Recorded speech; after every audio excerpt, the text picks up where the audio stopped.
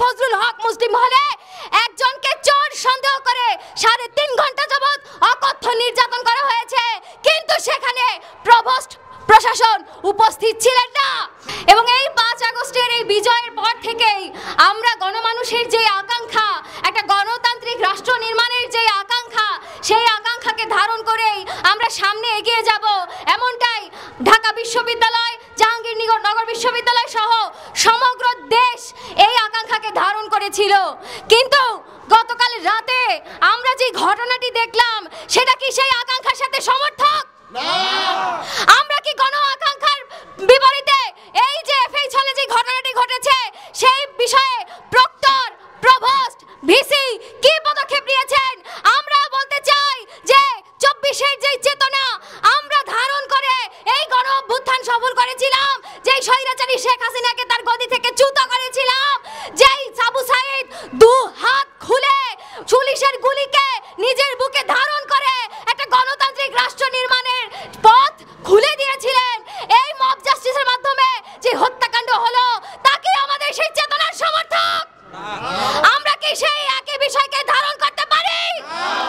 অথচ আমরা দেখলাম গতকাল প্রায় 3.5 ঘন্টা যাবত এফএইচ হলে অর্থাৎ ফজলুল হক মুসলিম হলে একজনকে চোর সন্দেহ করে 3.5 ঘন্টা যাবত অকথ্য নির্যাতন করা হয়েছে, কিন্তু সেখানে প্রভোস্ট প্রশাসন উপস্থিত ছিলেন না।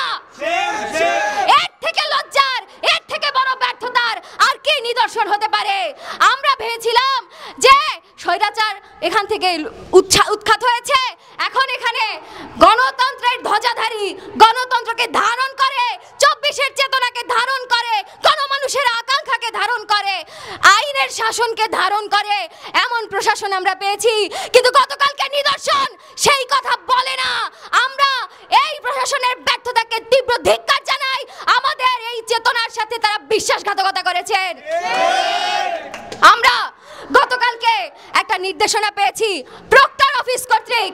তারা নির্দেশনা দিয়েছেন যে ক্যাম্পাসে আবাসিক, অনাবাসিক এবং দ্বৈতাবাসিক শিক্ষার্থী ব্যতীত আইডি কার্ড যার নাই প্রত্যেকটা মানুষকে এই ক্যাম্পাস থেকে বিতাড়িত করা হবে। বহিরাগত মুক্ত ক্যাম্পাস নির্মাণের লক্ষ্যমাত্রা নির্ধারণ করেছেন।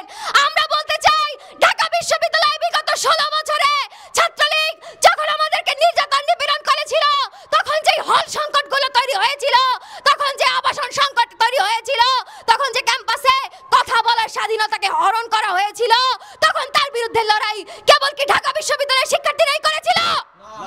কেবল কি ঢাকা বিশ্ববিদ্যালয়ের একক নেতৃত্বে এই গণ অভ্যুত্থান সফল হয়েছে? কেবল কি বিশ্ববিদ্যালয়ের শিক্ষার্থীদের নেতৃত্বে, ছাত্রদের নেতৃত্বের মাধ্যমে এই গণ অভ্যুত্থান সফল হয়েছে?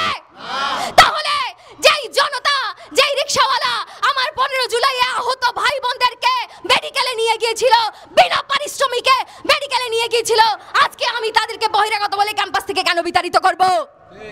আজকে আমার যেই ভাই যারা স্কুলে পড়ে, যারা কলেজে পড়ে, যারা এই 18 জুলাইতে যখন আমরা এই ক্যাম্পাস থেকে বিতাড়িত হয়ে গেলাম, 17 তারিখে যখন আমাদের হল থেকে উচ্ছেদ করা হয়েছে, তখন এই সারা ঢাকা সহ সমগ্র দেশের ছোট ছোট ছেলেমেয়ে থেকে শুরু করে বৃদ্ধ মানুষেরা পর্যন্ত রাস্তায় নেমে এসেছে। তাহলে কি আমরা এই মানুষেরা যখন আমার ঢাকা বিশ্ববিদ্যালয়ে আসবে,